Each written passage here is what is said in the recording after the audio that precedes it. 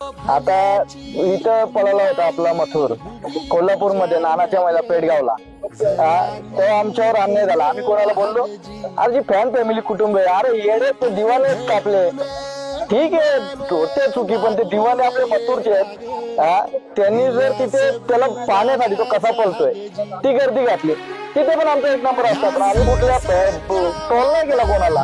तर पब्लिक बोलले हे झालं ना ते झालं नाही, जे झालं ते झालं, पण ते सुधारण्याचा ते प्रयत्न करतील आणि याच्या पुढे काळजी घेतील. मी कधी नाही नाव ठेवलं. त्यांचा प्रेम आहे माझ्यावर कायम असंच ठेवा, अशीच गर्दी ठेवा कायम. माझ्या सुखा दुखात हार जीत मध्ये असेच राहावा. बिंदास, आपल्या काही कुठल्या गोष्टीमध्ये गम नाही आणि पब्लिक मुले आता कोणती गोष्ट नाहीये. आता पण पब्लिक तोंडावर आली धावून. काय होणार, त्याला आवड एवढे लांबून येतात, काय करणार ते पण.